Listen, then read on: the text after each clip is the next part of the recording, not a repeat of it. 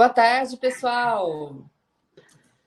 Bom, queria cumprimentar o pessoal aí que está aqui assistindo a este evento com o professor Gustavo Mônaco. Então vou deixar um recadinho para vocês aí, gente. Todo mundo que está aqui, por favor, eu peço que vocês coloquem no chat o nome de vocês, hífen, número de matrícula, tá? Para a gente poder, então, computar a presença de vocês aqui na atividade depois. E, então, vou aqui ler o currículo resumido do professor Gustavo, tá? O professor Gustavo Ferraz de Campos Mônaco, ele é professor titular de Direito Internacional Privado da Faculdade de Direito da USP, lotado no Departamento de Direito Internacional e Comparado, concurso público realizado em janeiro de 2019.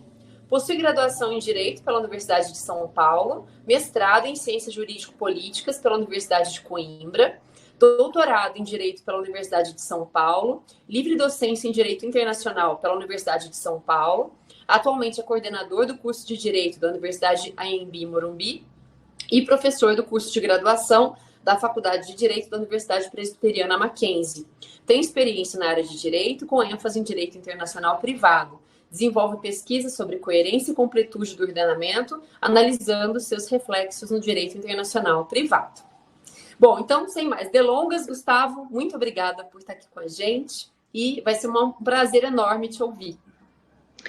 Imagina, obrigado você, Carol, pela oportunidade de voltar à Faculdade de Direito do Sul de Minas. Queria cumprimentar a todos e a todas que estão aí nos acompanhando e fazer isso na pessoa da Estela, que eu vi que já está aí, que hoje de manhã teve aula comigo no doutorado aqui na USP, e insiste, coitada, vai ter uma segunda dose de aulas, ou pelo menos de oitiva, daquilo que eu tenho para conversar com vocês hoje. É uma alegria muito grande estar aqui de novo, apesar da distância, na Faculdade de Direito do Sul de Minas, onde por vários anos eu lecionei, passando vários momentos agradáveis da minha vida, na companhia dos colegas do corpo docente da Faculdade de Direito do Sul de Minas.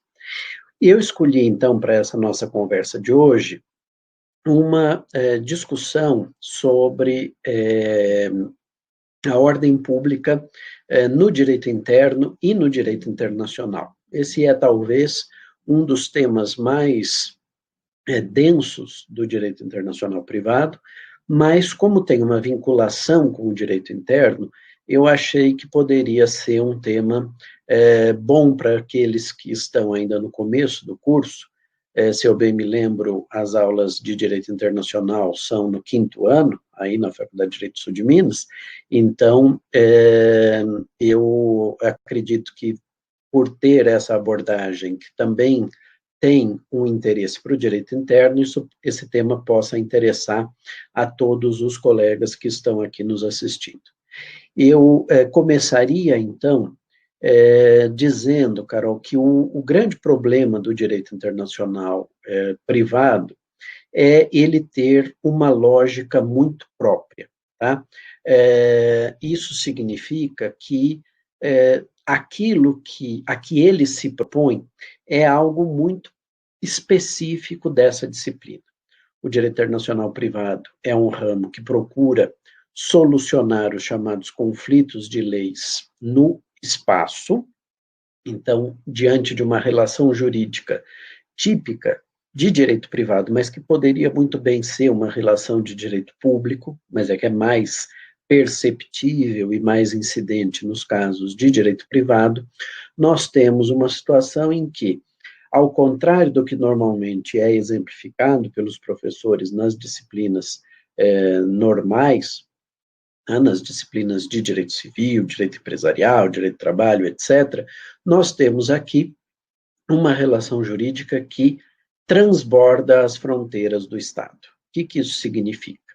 Significa que nós temos uma relação jurídica em que, pelo menos, um dos elementos da situação fática, seja o domicílio de uma das partes, a nacionalidade de uma das partes ou da pessoa jurídica que esteja em um dos polos da relação, seja o objeto da relação jurídica, seja o local onde a obrigação se constitui, onde a relação tem a sua origem, ou o local onde os efeitos vão ser produzidos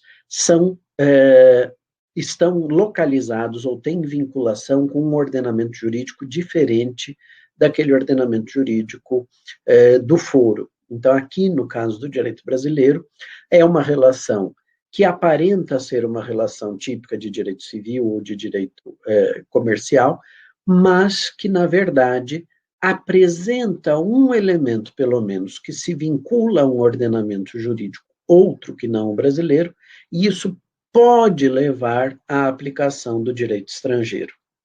E quando o direito estrangeiro é aplicado, a gente pode perceber, porque nem sempre isso vai acontecer, mas às vezes acontece, do conteúdo do direito estrangeiro ser muito diferente do conteúdo do direito brasileiro. Eu gosto de dizer sempre que o direito é um reflexo da cultura de um povo, né? O povo forma a sua cultura, tem o seu modo de encarar a vida, de encarar os desafios, de encarar as situações, e o direito é moldado a partir dessa verificação, desse aspecto relacionado à característica de este ou aquele povo ter vontade de atribuir para aquela situação da vida a consequência X, ao passo que o outro, aquele do foro, o povo brasileiro, ao invés de atribuir a consequência X, atribui uma consequência Y. E nesse momento, pode ser que o juiz, que foi determinado a ele, aplique o direito estrangeiro, que ele, ao olhar para aquele direito estrangeiro e ver os efeitos que aquele direito estrangeiro pode causar no ordenamento jurídico brasileiro, aquilo provocar uma conturbação social. Nesse momento, a ordem pública vai se levantar, né? A ordem pública seria uma espécie de anticorpo do ordenamento jurídico para evitar que a incidência de um direito estrangeiro qualquer, que tenha uma diferença relativamente ao nosso, isso é claro, né? Se os direitos fossem todos iguais, não precisaria do direito internacional privado, tanto fazia resolver com base no direito brasileiro ou no direito estrangeiro, que o resultado seria o mesmo, mas justamente porque há essa diferença, quando eu percebo que a aplicação desse direito diferente leva a uma circunstância aceitável, que para os padrões culturais do meu povo são aceitos, né? Os padrões aceitam aquele resultado, aquele anticorpo que ficou oriçado, que ficou esperando para ver se era para ele atacar, vai se resguardar, ele volta a recolher as suas armas e ele não atua. Então, o direito estrangeiro vai ser aplicado. Entretanto, se essa diferença cria um embate, se essa diferença cria um atrito, esse princípio da ordem pública vai se colocar para tentar fazer com que a incidência do direito estrangeiro não produza aquele resultado, porque aquele resultado é um resultado indesejado pelo povo daquele estado onde a decisão está sendo tomada. Nesse sentido, então, não é difícil a gente perceber que a ordem pública que eu tenho hoje pode, e certamente será, bastante diferente da ordem pública que eu tinha há 10 anos atrás. Há 10 anos atrás, a sociedade brasileira era outra. A sociedade brasileira tinha outros valores. Esses valores caminharam numa direção. Eu não gosto de dizer, é muito comum as pessoas falarem assim, eles evoluíram nessa direção. Nem sempre é uma evolução, às vezes é uma involução, né? Mas que eles caminharam numa direção, certamente eles caminharam. E por isso, a gente costuma dizer que a ordem pública é maleável, que ela é mutável. Aquilo que ela produzia de resultados ontem, ela não produz mais hoje. E aqui reside uma das dificuldades maiores para quem lida com o direito internacional privado, que é a de cair na tentação, que é enorme, mas que a gente deve evitar, cair na tentação de dizer, já sei, Então, essa situação é ofensiva da ordem pública, essa outra também, e começar a fazer um rol do que viola e do que não viola a ordem pública. Essa tentação que existe, ela é ruim, por quê? Como eu disse, a ordem pública muda, e nem sempre ela está caminhando numa mesma direção, às vezes ela faz idas e vindas, ela tem caminhos tortuosos, dependendo de como que aquela sociedade vai absorvendo as mudanças sociais e vai estabelecendo as suas circunstâncias. E por isso, é importante que a gente tenha sempre em mente que o jeito mais adequado para trabalhar com a ordem pública não é nem tentando conceituá-la, porque eu não consigo, veja o que eu estou falando, já faz uns 10 minutos e eu ainda não falei o que é ordem pública, porque ninguém consegue definir o que seja a ordem pública.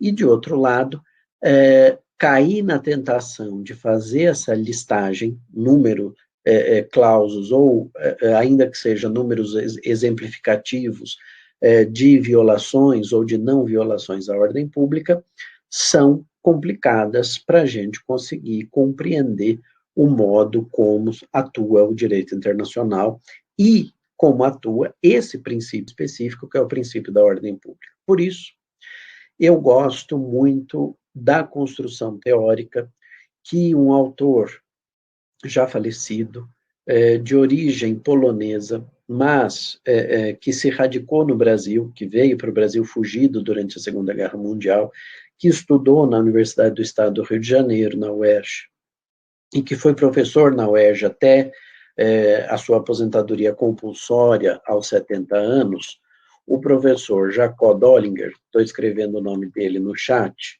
para o pessoal conseguir, que não é um nome fácil de escrever, o professor Jacó Dollinger, em 1978, quando ele escreveu a sua tese, com a qual ele concorreu à Cátedra de Direito Internacional Privado na UERJ, e foi escolhido para ocupar essa vaga, ele trabalhou o princípio da ordem pública. E a partir de alguns fatores ou de alguns vetores, ele nos mostra quem trabalha com a ordem pública, como ela age, o que ela atinge quando ela atua e a extensão da sua incidência. E esses três fatores juntos, me parece, mostram muito bem e nos ensinam um caminho para a gente trabalhar com essa ideia da ordem pública. O professor Jacó faleceu no ano passado, e o último texto que ele escreveu foi um prefácio, foi uma nota de apresentação a esse livro aqui, que é um livro meu, que foi a tese com a qual eu disputei e venci a titularidade da Faculdade de Direito da USP, em Direito Internacional Privado. Então, o professor Jacó era uma pessoa muito técnica, muito rígida, uma pessoa, em alguns momentos, com temperamento considerado difícil, as pessoas brincavam que não queriam tê-lo em nenhuma banca. Eu lutei para tê-lo na minha banca de doutorado, na minha banca de livre-docência, na minha banca do concurso titular, ele não pôde estar em nenhuma delas, mas me honrou com a escrita, então, dessa apresentação a esse livro. Foi o último texto que ele escreveu, pelo menos publicado no Brasil, foi esse. Bom, e aí o que acontece? O professor Jacó, nessa sua tese de 1978, diz que o princípio da ordem pública incide em 3 diferentes graus ou 3 diferentes níveis. O primeiro nível interessa ao direito em geral, não só ao direito interno, mas ao direito em geral. Os outros 2 interessam só ao direito internacional privado. Então, eu começaria conversando com vocês sobre a incidência da ordem pública no seu primeiro nível, depois a gente vai para o segundo, e por fim ao terceiro, para entender esses 3 aspectos. Que tipo de relação jurídica a ordem pública, vamos dizer assim, entra em contato, qual é o âmbito de incidência do princípio, depois, qual é o agente quem é o personagem que trabalha com a ordem pública, se é o julgador, se é o legislador, etc. E qual o tipo de situação da vida que a ordem pública, quando atua, retira de nós, ou tende a retirar de nós. O que ela nos, vamos dizer assim, afeta na nossa esfera jurídica, na nossa esfera de atuação jurídica. Imaginem, então, o seguinte, que todo e qualquer tipo de relação social, e aqui eu não estou falando só das relações jurídicas, eu estou falando também da amizade, eu estou falando também do namoro, eu estou falando também de relações que não necessariamente têm uma regulamentação jurídica, relações que acontecem no plano moral, no plano religioso, no plano ético, mas que não têm, não levaram o legislador a se preocupar com elas. Essas relações, todas elas, são afetadas pela ordem pública quando ela incide no primeiro nível. E por que isso? Porque, na verdade, quem lida com ela, quem a maneja, quem mexe com o princípio, quem põe a mão na massa do princípio da ordem pública, nesse primeiro nível, é o legislador. E é o legislador quem vai, olhando para aquilo que se passa na sociedade, para aquilo que acontece na sociedade, é ele quem vai nos dizer, olha aqui, este tema eu não vou legislar, esse tema não me interessa, esse tema é, de algum modo, bem resolvido pelos padrões sociais. Aquilo que talvez o sociólogo do direito vá dizer que sofre, sim, um tipo de normatização, mas que não é uma normatização estatal. Né? E ele está satisfeito, o legislador está satisfeito com aquilo que ele observa na sociedade, ele diz, não vou me preocupar em atuar nessa temática. Essa temática, do jeito que está para mim, está bom. Então, ele separa algumas situações da vida para um espaço que o English chamaria, né, Carol, de um espaço ajurídico. Está fora do espaço jurídico. O espaço não jurídico, o espaço ajurídico. Fica ali, tá bom do jeito que está, e eu não vou regulamentar. Tem uma colega minha, uma professora de Direito Civil, que também já deu algumas palestras aqui na Faculdade de Direito Sul de Minas, a professora Gisele Dironaca, que costuma brincar que para acabar com a amizade, sociedade, para acabar com o amor, casamento, para acabar com família, herança. Né? Então, a amizade é quase uma sociedade, mas não chega a ser propriamente uma sociedade. E o legislador acha que, enquanto amizade, ela tem um destino adequado na estruturação da sociedade, por isso ele não legisla. Daquilo que ele decide legislar, daquilo que ele olha e fala, bom, aqui eu vou precisar intervir, aqui é preciso que o Estado dê uma condução homogênea, uniforme para esse problema social, eu vou, então, retirar dessas pessoas a sua liberdade de decidir como elas vão se comportar. Porque, no fundo, é isso que o legislador faz quando estabelece uma norma. Aquilo que não tem norma, eu tenho plena e total liberdade de fazer o que eu quiser. Na hora que tem uma norma, em que o legislador diz, diante dessa hipótese A, eu espero que você adote o comportamento B. E se você não adotar o comportamento B, adotar o comportamento oposto, você vai sofrer uma sanção S, eu tenho aqui uma limitação da minha liberdade. Claro que eu continuo tendo alguma liberdade de decidir, quero me submeter à sanção ou não quero me submeter à sanção.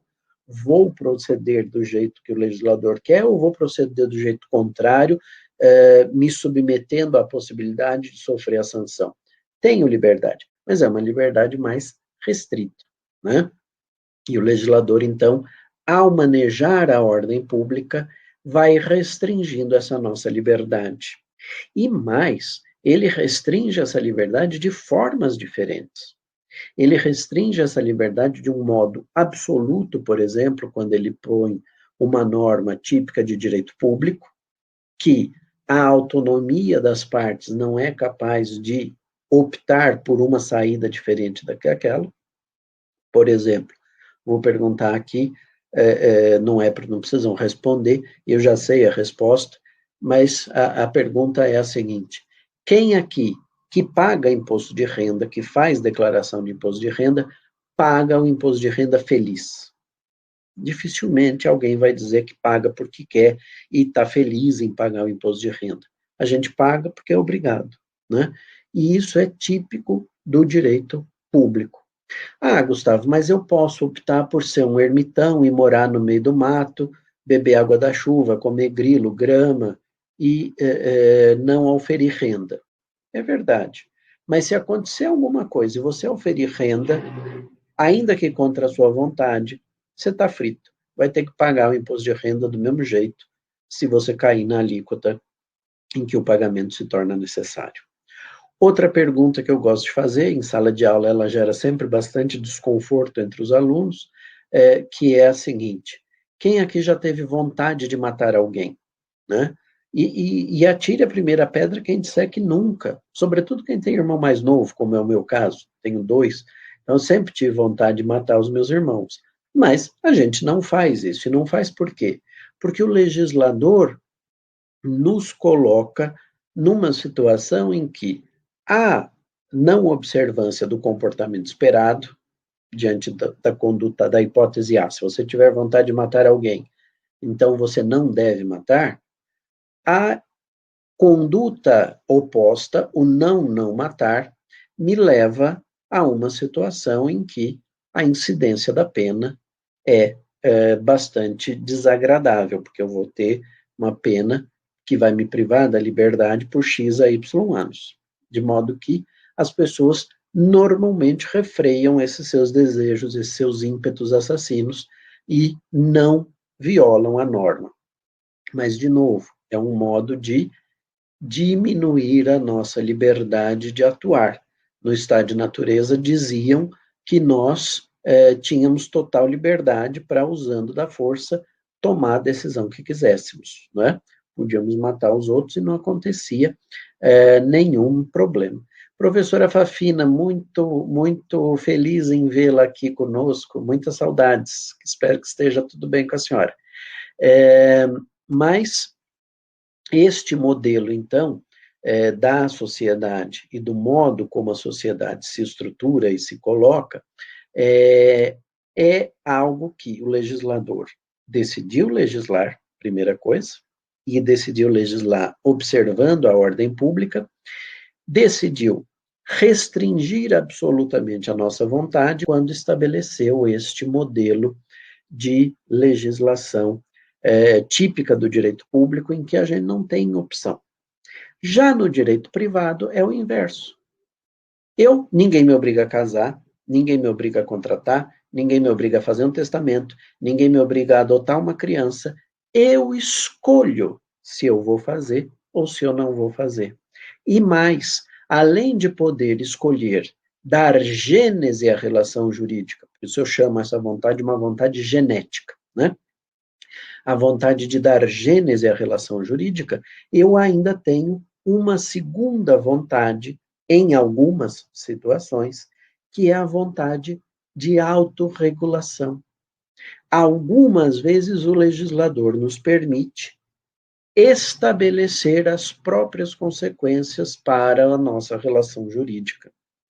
Por isso que eu vou numa loja de departamentos e compro uma geladeira e não preciso carregar a geladeira nas costas, apesar do Código Civil dizer que pagamento e tradição devem acontecer ao mesmo tempo. Por quê? Porque eu combino com a loja, ainda que eu tenha feito o pagamento à vista e integralmente, eu combino com a loja e eles entregam para mim depois de 2, 3 dias, para eu não precisar carregar a geladeira. De outro lado, ainda que eu queira levar o equipamento eletroeletrônico menor, como, por exemplo, um micro-ondas, no meu carro, eu posso pagar a prazo, a prestação. Posso usar cartão de crédito, posso usar o carnê, posso usar o que for que me permita postergar esses pagamentos, desde que as partes assim aceitem. Então, isso está na esfera da autorregulação. Outras situações da vida não admitem autorregulação. Eu não posso chegar para uma criança e falar assim, vem cá, filhinho, tio vai te adotar, você vai passar a ser meu filho, eu vou te amar, te educar, vou te dar meu nome, tudo bonitinho. Mas na hora que o tio morrer, vai ser seu pai, a partir da adoção, você vai renunciar à herança. Vamos combinar assim? Ou fica aqui estabelecido que você não vai participar da sucessão? Isso não pode, por quê? Porque o legislador não deixa ser dessa forma. Então, ao dizer que as partes podem dar gênese quando querem e se querem à relação jurídica, o legislador também descreve os efeitos da relação jurídica e deixa claro que tem que ser do jeito dele, que tem que ser do jeito que ele previu. Não pode haver modificação desses efeitos. Logo, ele pode nos dar a vontade genética às vezes, mas não fazer acompanhar da vontade regulatória. Essa é a diferença clássica entre o negócio jurídico e o ato jurídico em sentido estrito, que a gente aprende lá no primeiro ano de Direito Civil. Né? Negócio vem do latim nec ocium, é o não ócio, né? É o não deixar de ficar parado, é o estar atuando, é o, portanto, negociar. Negociar é modificar os efeitos a partir da sua própria vontade, atuar para essa finalidade, para esse fim. E por isso,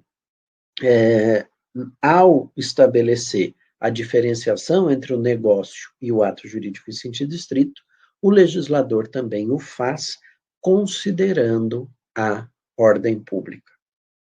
Essa ordem pública do primeiro nível, então, atua sobre todas as relações da vida, juridicamente relevantes e juridicamente irrelevantes, porque a irrelevância é uma decisão política do legislador. Quem trabalha com ela diuturnamente é o legislador, e esse legislador retira de nós a nossa autonomia privada, a nossa liberdade de autorregulação. Quando eu estou dando aula numa sala de graduação, eu costumo pegar um copo d'água, como esse que vocês estão vendo aqui, e dizer para os alunos, olhem aqui essa mesa, imaginem que está aqui embaixo, está uma mesa, sem nada em cima. Eu falo, essa aqui é a ordem pública, esse é o conteúdo da ordem pública. A hora que eu jogo a água para fora, é claro que eu não vou derrubar aqui, senão eu tomo um banho, vou ter que parar a nossa conversa, mas na hora que isso acontece, e essa água se espalha sobre a superfície daquela mesa, imediatamente aquela água se espalhou, todas as relações representadas naquela superfície da mesa ficam em contato com a ordem pública, só que a ordem pública fica, com uma profundidade igual de um pires, uma coisa minúscula. Né? Eu costumo dizer que aquilo fica parecendo um espelho d'água. Esse espelho d'água tem essa característica de ter uma pouca profundidade. Ou seja, o legislador, porque não é uma função privativa de alguém formado em direito, alguém que tenha o compromisso com o ordenamento, com o sistema, essa pessoa faz as opções políticas que ela queira fazer. Cabe a nós depois entrarmos ali para organizar isso tudo, mostrar o que é ilegal, o que não é ilegal, o que é inconstitucional, o que não é inconstitucional, o que viola uma convenção internacional, portanto, um conflito, um controle de convencionalidade das leis, e o que é que não viola, etc. Isso para lhes dizer o seguinte: o legislador, quando trabalha com a ordem pública, ele não está muito preocupado com tudo isso que eu falei para vocês. Ele não está se dando muito conta se ele está tirando a nossa liberdade ao máximo, se ele está tirando ao mínimo. Ele quer fazer a opção política dele valer, prevalecer. Ele quer convencer os demais e ele toma uma decisão. E nós depois vamos entrar para fazer aquilo funcionar. Muitas vezes com o auxílio do judiciário, que ao analisar os casos concretos, vai dando uma recolocação para essas mesmas normas. Vai dizendo, olha, aquilo que o legislador pensou como sendo uma questão típica de negócio jurídico, não pode ser, porque tem uma outra norma, que é especial, que diz que isso aqui não pode, não combina com aquilo outro, então, olha, entre elas vai valer a especial. E, portanto, você achou que tinha autonomia regulatória, mas você não tem. Continua sendo um ato jurídico em sentido estrito. Outras vezes vai pegar algo que era juridicamente irrelevante, como o casamento de pessoas do mesmo sexo, e vai dar relevância jurídica, vai dar dignidade jurídica, vai dar dignidade constitucional para o estabelecimento do vínculo familiar, etc, etc, etc. Então, além do legislador e coadjuvando com o legislador, o julgador tem um papel relevante também no primeiro nível, mas não é o principal. O principal personagem é o legislador. Já no segundo nível de incidência da ordem pública, que passa a interessar apenas e tão somente ao direito internacional privado, nós temos uma outra situação. E a situação é a seguinte: eu tenho não aquela mesa inteira à minha disposição, aquela mesa com várias relações socialmente existentes, mas eu coloco sobre ela um recipiente, por exemplo, um pirex, né, uma travessa de levar ao forno ou à geladeira coisas, e deixo ali em cima da mesa. Aquela área representada pelo pirex pequenininho que eu coloquei ali em cima da mesa é uma área de representação das relações com elementos estrangeiros. Todo o resto são relações eminentemente brasileiras, mas eu tenho um conjunto de relações com elementos estrangeiros e mais relações com elementos estrangeiros às quais eu vou aplicar ou deveria aplicar a lei estrangeira. Sobre essas, eu pego aquela mesma ordem pública, aquela mesmíssima quantidade de água e vou jogar, só que agora em cima do pirex. E na hora que eu jogo em cima desse pirex, eu fico não com espelho d'água, mas eu fico com uma piscina rasa, pequena, uma piscina para criança brincar, né? Mas uma piscina um pouco mais de profundidade de análise, um pouco mais de relevância jurídica e, portanto, quem vai trabalhar com a ordem pública nesse segundo nível vai ser alguém com formação jurídica. E esse alguém com formação jurídica é o juiz de primeiro, de segundo grau, o juiz que está diante de uma relação a qual o legislador mandou aplicar o direito estrangeiro e que ele, quando traz o direito estrangeiro para aplicar aqui no Brasil, ele diz, opa, isso aqui vai produzir um resultado complicado. Não é só o juiz, pode ser o árbitro também. E pode ser, além do árbitro, o registrador civil, por exemplo. Imaginem vocês um homem domiciliado na Jordânia que venha ao Brasil e decida se casar com uma jovem brasileira domiciliada no Brasil. Os dois chegam ao cartório, eu sou o registrador civil, estou ali no balcão, eles trazem os documentos, a hora que eu pergunto, onde é que a senhora é domiciliada? Ela diz o domicílio dela, eu falo, tá bom, tá na circunscrição do meu cartório. E o senhor é domiciliado onde? Ele fala, eu sou domiciliado na Jordânia. Eu digo, bom, temos aqui um caso de direito internacional privado. Vocês querem se casar, casamento depende da verificação, do preenchimento da capacidade matrimonial. Capacidade, o artigo 7º da Lei de Introdução, manda que eu aplique a lei do domicílio da pessoa. Então, a capacidade matrimonial da noiva eu vou ver de acordo com o direito brasileiro, a capacidade matrimonial do noivo eu vou olhar de acordo com o direito vigente na Jordânia. Quando eu vou para o direito jordaniano, eu descubro que a Jordânia, assim como muitos países do Oriente Médio, do Norte da África, da Ásia Menor, de algumas nações nessa região, decidiram não legislar sobre direito de família. Não tem livro de direito de família no Código Civil. Eles delegam essa atribuição às religiões. E, portanto, cada pessoa é regida nas suas relações privadas, matrimoniais, parentais, etc., pela lei da sua religião. De modo que eu preciso perguntar para ele, e além de domiciliar na Jordânia, qual é a sua religião? Se ele me disser, eu sou judeu, eu vou dizer, tá bom, então você vai ter a sua capacidade matrimonial verificada pela Torá. Se ele me disser que ele é católico, apostólico, romano, é o código canônico vigente, que é o código canônico baixado pelo Papa João Paulo II, que ainda está em vigor. Muito bem. Mas e se ele me disser que ele é muçulmano? Se ele me disser que ele é muçulmano, eu vou submetê-lo ao Alcorão. E o Alcorão tem um capítulo, tem a Sharia, que que determina as relações familiares. E lá está dito que cada homem pode tomar para si até 3 esposas, independentemente de qualquer coisa. E eu pergunto para ele, o senhor já é casado? Ele diz, já, tenho uma esposa que ficou na Jordânia, ela vai ser a segunda. Posso aplicar o direito jordaniano? Porque, veja, o meu legislador mandou aplicar a lei vigente no local do domicílio dele. Para ele, a lei vigente na Jordânia diz que ele pode casar uma segunda vez. No Brasil, eu posso aceitar um segundo casamento concomitante?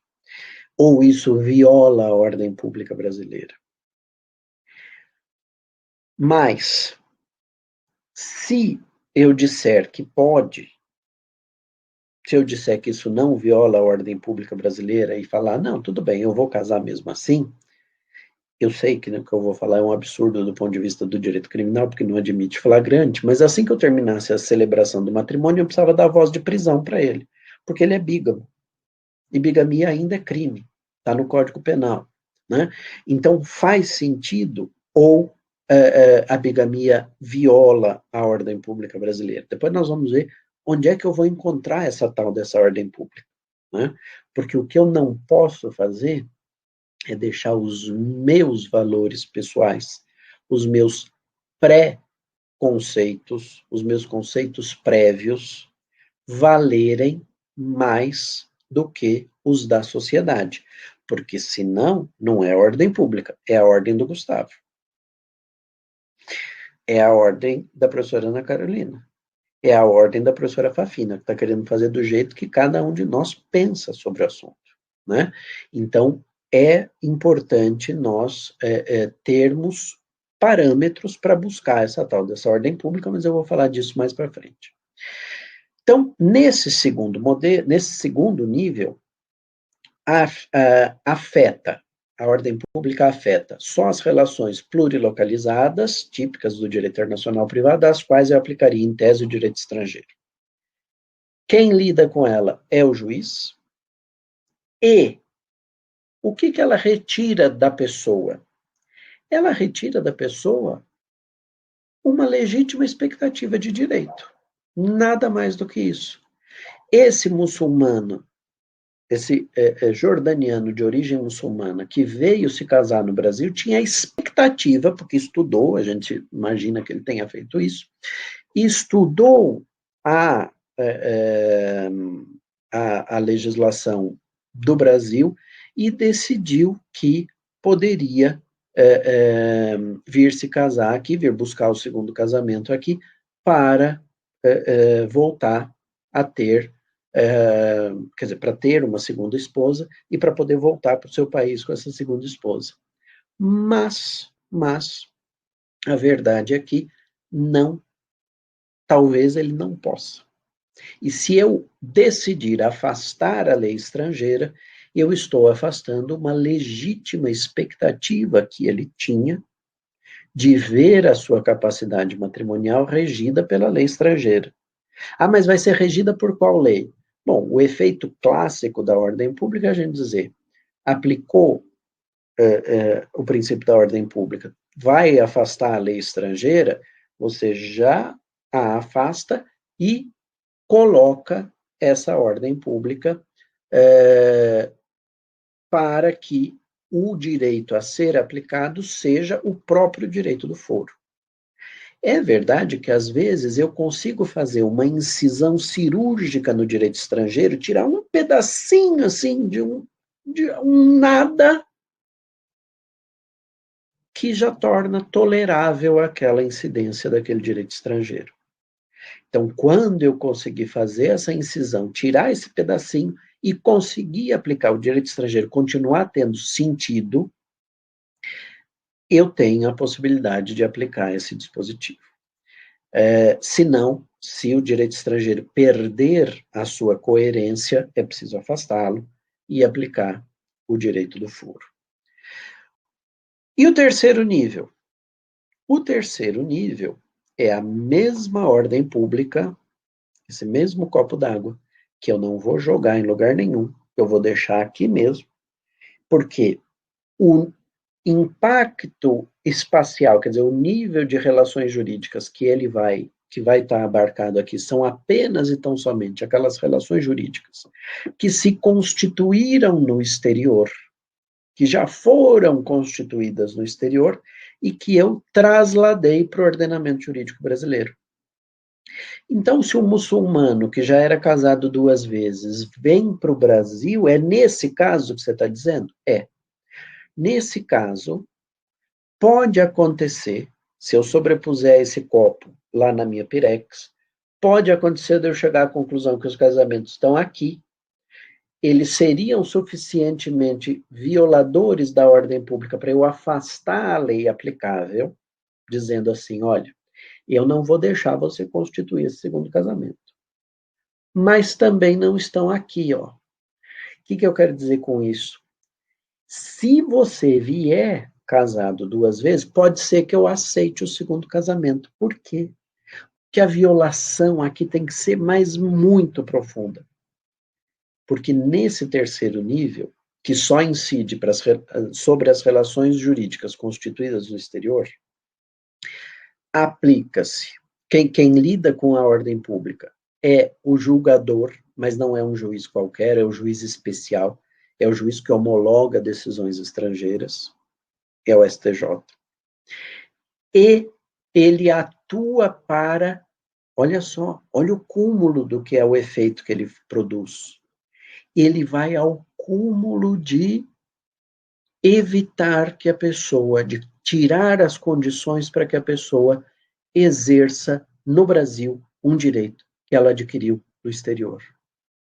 A Constituição brasileira garante o direito adquirido, o ato jurídico perfeito, a coisa julgada, mas a ordem pública tem força para desfazer uma relação jurídica constituída no exterior, se os efeitos dela, quando eu trago para o direito brasileiro, forem tais que eu não conseguirei conviver com aqueles efeitos. Eu gosto muito de um texto, Carol, do Paul Ricoeur, que se chama Tolerância,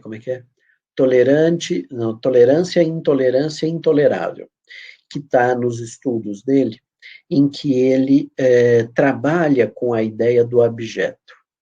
O abjeto é aquilo que é impossível de ser tolerado, é aquilo sobre o que nós temos todos a convicção de que não dá para conviver. Na hora que o abjeto está presente, não tem outro jeito. Nós precisamos invocar a ordem pública para evitar o problema maior que seria nós reconhecermos no Brasil aquela situação com a qual não é possível conviver. Talvez, esse segundo casamento do muçulmano se enquadre nesse abjeto. E aí eu vou dizer, esse segundo casamento é um casamento inválido.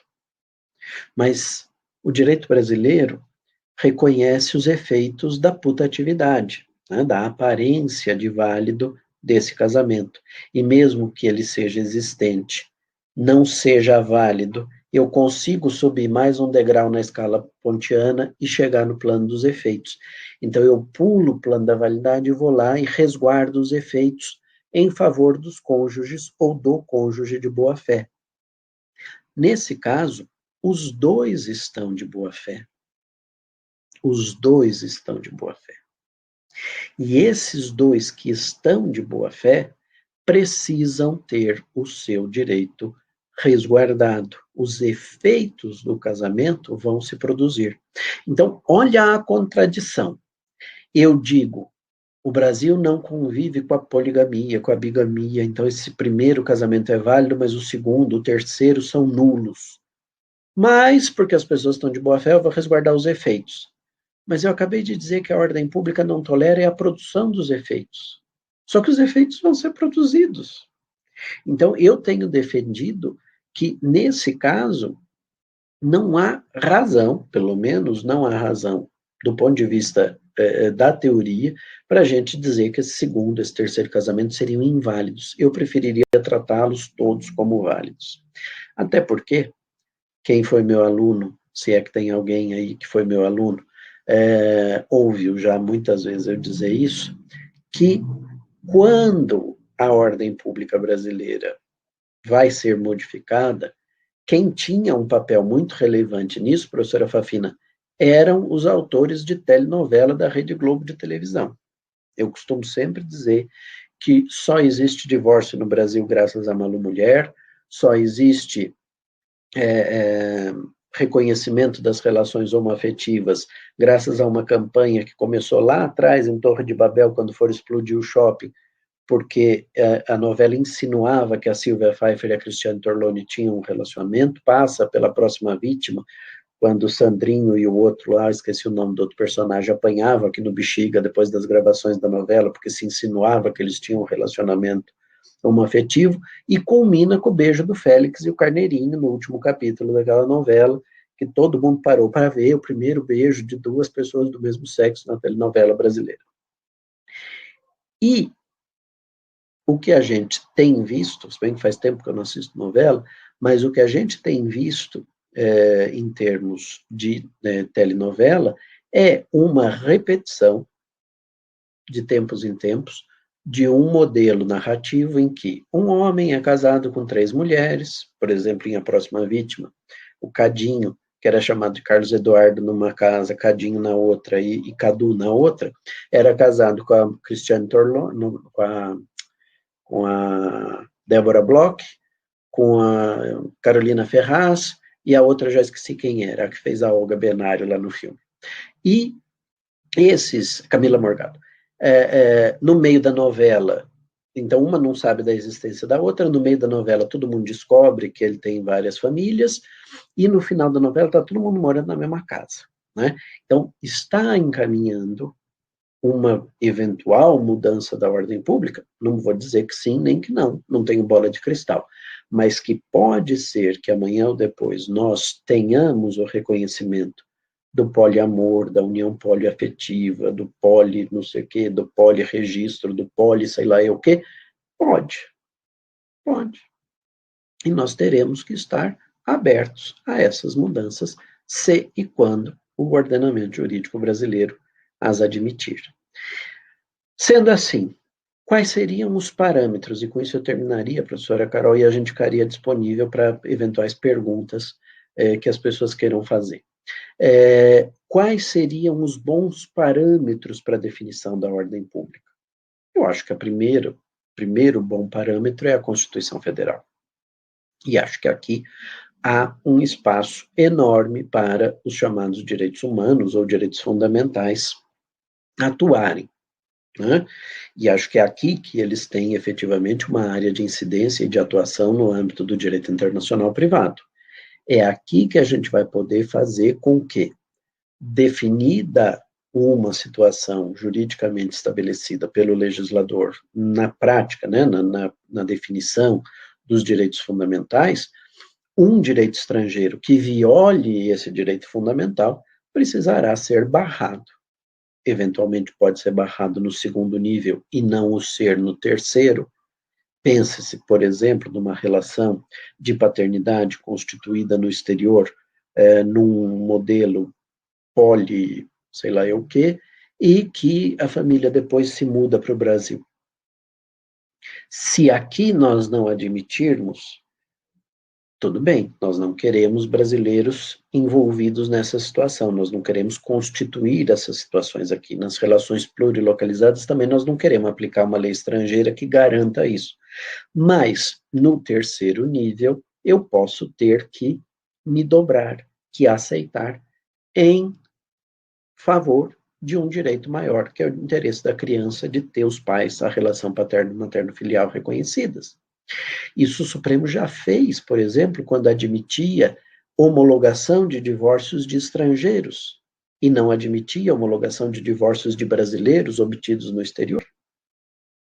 Modulava a ordem pública a partir dos efeitos que ele queria atribuir. Então, este aspecto é um aspecto importante. Para mim, o direito constitucional, aquilo que é a constituição material da nação, efetivamente, porque é o cerne de fundamento de todo o restante do ordenamento, na pirâmide keynesiana, nós temos o direito constitucional como um bom parâmetro para a definição da ordem pública. Obviamente não é o único, eu consigo enxergar a ordem pública no direito civil brasileiro, eu consigo enxergar a ordem pública no direito empresarial brasileiro, sobretudo na regulação da concorrência, por exemplo, mas aquilo que está definido na Constituição certamente é. Um segundo bom parâmetro, no meu modo de ver, é o direito penal. Os nossos colegas penalistas dizem que o direito penal é a última ratio, é a última forma de intervenção na sociedade que visa justamente evitar aquilo que o legislador não quer que aconteça. Eu tenho uma regra civil que diz que eu, por ser casado, não posso me casar uma segunda vez concomitantemente. Eu tenho uma regra administrativa que pune o registrador civil que eventualmente me case, sem se atentar para o fato do meu primeiro casamento ainda estar existente, válido e eficaz, com a eventual perda da delegação da função pública, se ele me casar. E eu tenho o direito penal que diz que a bigamia é crime. Então, me parece que, pelo menos no segundo nível, eu preciso ainda reconhecer a impossibilidade de aplicar uma lei estrangeira que, eventualmente, garanta o direito a uma constituição da segunda ou da terceira, da segunda ou da terceira unidades familiares concomitantes. Agora, percebam uma coisa. Quando o CNJ, o Conselho Nacional de Justiça, analisou a questão das uniões, do registro das uniões de poliamor, o CNJ disse explicitamente que fazia isso vinculado à natureza das normas registrárias, das normas que regulamentam o serviço notarial, o serviço registral, e deixava claro, com a ressalva de membros do CNJ, que eram membros também, sobretudo do STJ, mas também do Supremo Tribunal Federal, que estavam votando desse jeito, porque era uma temática de administração do serviço registral, me parece que esses membros já estavam antevendo que mais cedo ou mais tarde vai chegar ao STJ a questão de nós discutirmos se é possível a manutenção concomitante de duas ou mais relações entre pessoas que se amam. Eu posso olhar para aquilo e falar, eu não entendo porque é que alguém quereria ter duas sogras ou três sogras ao mesmo tempo. Uma só já é suficiente para encher a paciência alheia. Ter duas ou três, Deus me livre. Mas, se a pessoa quer, se aquilo é, não só a pessoa, mas o grupo quer, será que nós precisamos e podemos intervir? Não é obrigado ser solteiro. Não é obrigado se casar. Não é obrigado se casar uma vez só. Se essa lógica for a lógica pré-estabelecida, provavelmente o STJ vai dizer que é viável a união de pessoas concomitantes, né, uniões concomitantes das mesmas pessoas envolvidas, o chamado poliamor ou relação poliafetiva. Vamos ver como é que isso vai caminhar.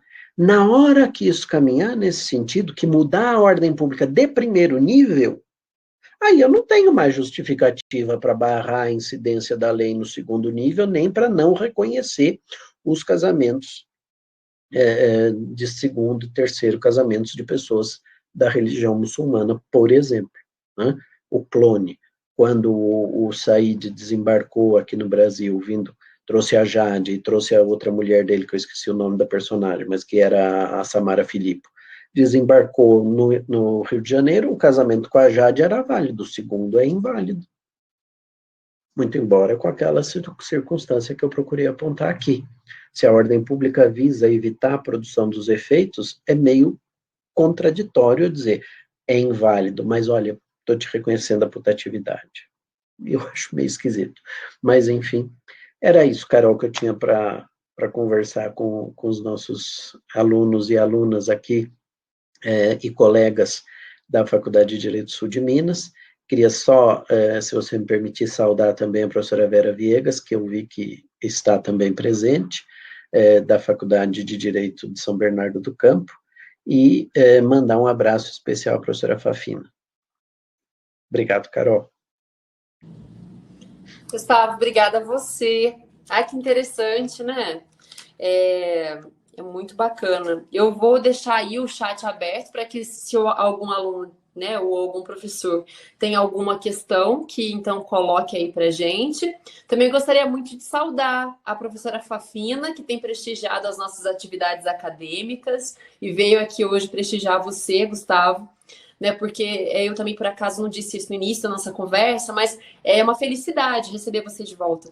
E ainda que seja, né, agora numa atividade online, mas é você voltando para a FDSM e é uma felicidade te ouvir.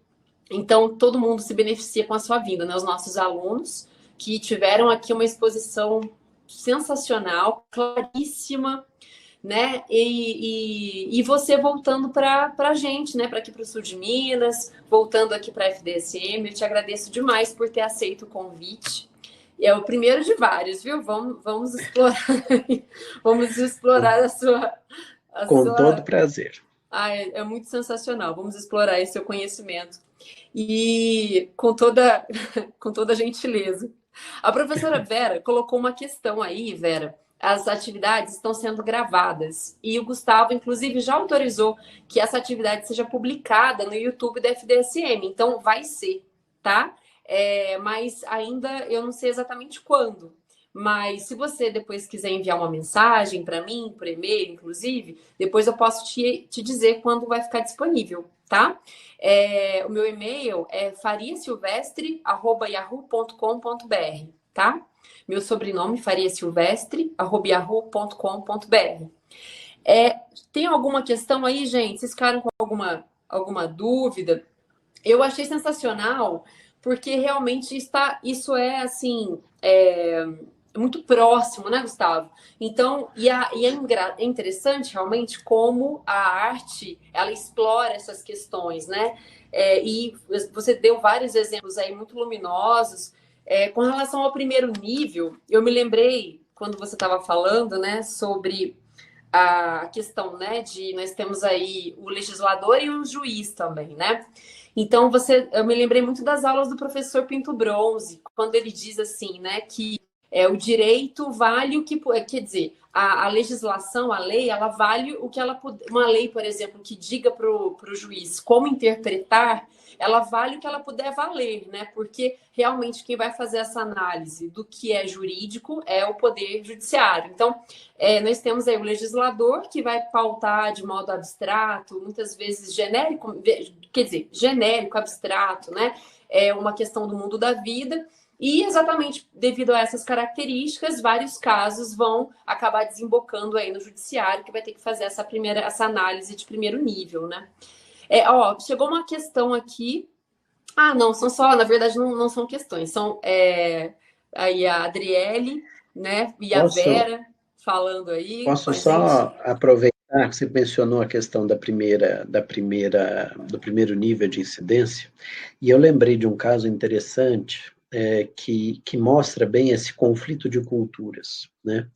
É um caso que envolve o judiciário, foi uma decisão judicial tomada no plantão ali em 27 de dezembro de 2018, numa cidadezinha do interior da Bahia, mas a juíza ainda teve a beleza, né, porque imagina, no meio dos feriados, ela ainda foi estudar e fundamentar a sua decisão, citando, inclusive, o Claude Lévi-Strauss. Então, foi buscar um antropólogo e sociólogo francês, que foi importantíssimo para o surgimento das universidades no Brasil, porque foi um dos primeiros professores da chamada Missão Francesa, aqui na Faculdade de Filosofia, Ciências e Letras, da Universidade de São Paulo.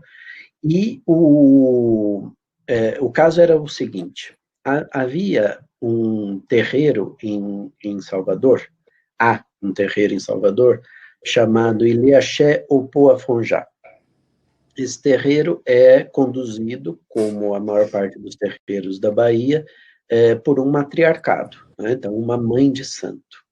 Essa mãe de santo, ela é escolhida, ao contrário do que acontece no Gantuá, que às vezes as pessoas conhecem mais por causa das músicas do Caymmi, né, a mãe menininha, etc., que é um matriarcado que passa de geração em geração. Então, hoje quem manda ali é a filha da mãe menininha. No Ilhéaché Opoafonjá, a escolha da mãe de santo, da Ialorixá, é feita pelos próprios orixás num jogo de búzios. Um homem é escolhido, um babalorixá é escolhido para ler os búzios, um ano depois da morte da mãe de santo, e eles indicam quem é que eles querem que gerencie a casa. Pois bem, há muitos anos atrás foi escolhida uma mãe de santo, chamada Mãe Estela de Oxóssi, uma mulher muito culta, foi inclusive membro da Academia Baiana de Letras, doutora honoris causa por várias universidades na área da antropologia, das línguas africanas, etc. E um pouco antes de morrer, mãe Estela teve um derrame. E a companheira dela resolveu levá-la para o interior da Bahia, lá para a cidade de agora não vou lembrar o nome da cidade, mas enfim, uma cidadezinha ali no interior da Bahia, onde depois de um tempo ela veio a falecer.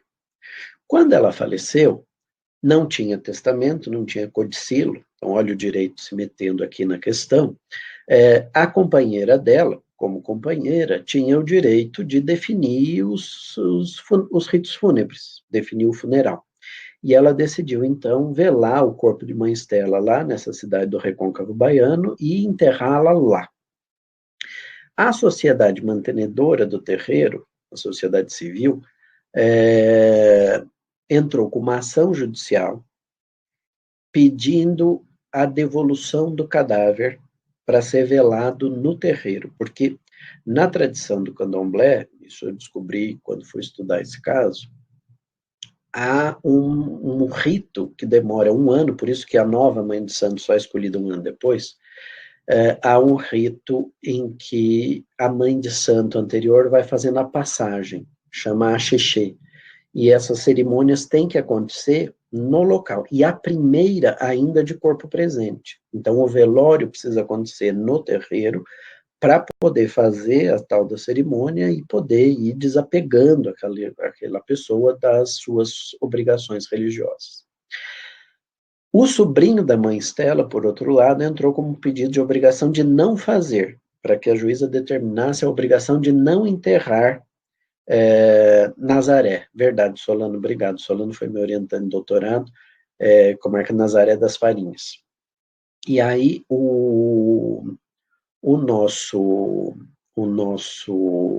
a nossa juíza, quando recebeu essas duas ações no plantão, deferiu a liminar e determinou a transferência do corpo para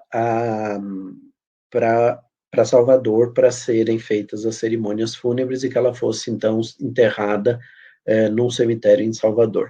Mas isso eu trago mais para mostrar como é que, às vezes, no primeiro nível, essas diferenças de culturas, esses choques de culturas que levam a direitos diferentes, quer dizer, se eu fosse aplicar o direito estatal, né, o direito puramente dogmático estabelecido no direito brasileiro, a companheira teria todo o direito de definir o local do encerramento, do sepultamento, etc. Mas a juíza levou em consideração esse outro direito, que é um direito nascido naquele espaço que não é o espaço estatal, naquilo que o Eugen Ehrlich chamaria, talvez, de uma associação social, né? Um modelo de construção social, para o arrepio do Kelsen, uma demonstração de um pluralismo jurídico, e que, enfim, é tão direito, ou pelo menos foi considerado pelo judiciário tão direito quanto o direito positivo brasileiro, com as regras de sucessão e de definição e de transmissão, sobretudo, dos direitos de personalidade. Então, isso é um exemplo de que dá para a gente trabalhar essas temáticas também nesse primeiro nível de incidência da ordem pública. Verdade. Eu me lembrei do Boaventura de Souza Santos, com o Também. direito do asfalto também, né? É muito interessante, Gustavo. Ai, que maravilha, que delícia te ouvir. Eu sei que você tem uma aula daqui a pouco, então a gente tem que te liberar. Mas, olha, eu agradeço muito aí, inclusive as pessoas de outras IES que estão aqui acompanhando a sua fala, que são pessoas que acompanham você, né, Gustavo? Quem é esperto acompanha as suas falas por aí, né? Tá cheio de gente aí. Pois é.